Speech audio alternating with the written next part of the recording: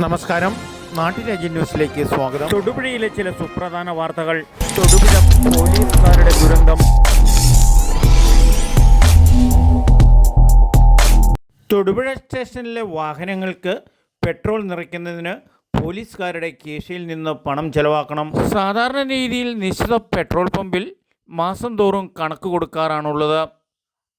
ഏറെ നാളുകളായിട്ട് സർക്കാരിൻ്റെ ഫണ്ട് വരാത്തത് മൂലം പെട്രോൾ അടിക്കുന്ന പെട്രോൾ പമ്പിലെ കണക്ക് തീർക്കാൻ സാധിക്കുന്നില്ല. ക്രമസമാധാന നില അനുദിനം വർദ്ധിച്ചു വരുന്ന തൊടുപുഴയിൽ പോലീസുകാർക്ക് ചില കാര്യങ്ങളിൽ ഓടിയെത്തേണ്ടതും അത്യാവശ്യമാണ്. വാഹനങ്ങളിൽ ഇന്ധനം നിറയ്ക്കാൻ ബുദ്ധിമുട്ടുള്ളതുകൊണ്ട് പല അന്വേഷണ കാര്യങ്ങൾക്കും ബുദ്ധിമുട്ടേറി വരികയാണ്. ആഭ്യന്തര വകുപ്പിൽ കേരളം കണ്ട ഏറ്റവും വലിയ സാമ്പത്തിക ബുദ്ധിമുട്ടാണ് അനുഭവിച്ചുകൊണ്ടിരിക്കുന്നത്. പെട്രോളിൻ്റെ ഷോർട്ടേജ് ഉണ്ടെങ്കിലും തൊടുപുഴ സ്റ്റേഷനിലെ പോലീസുകാർ കൃത്യനിർവഹണത്തിൽ ഒരു കുറവും വരുത്താറില്ല.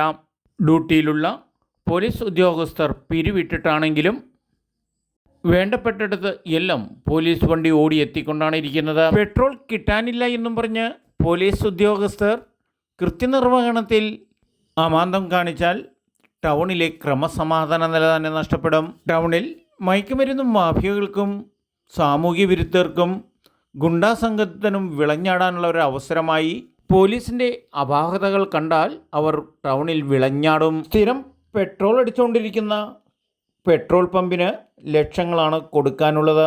ബാധ്യതകൾ നിലനിർത്തി വീണ്ടും പെട്രോൾ കൊടുക്കാൻ പെട്രോൾ പമ്പുകാരൻ തയ്യാറാവാത്തതാണ് തൊടുപുഴ പോലീസ് സ്റ്റേഷനിലെ വാഹനങ്ങൾക്ക് ഇന്ധനം നിറയ്ക്കാൻ ബുദ്ധിമുട്ടേറി വരുന്നത്.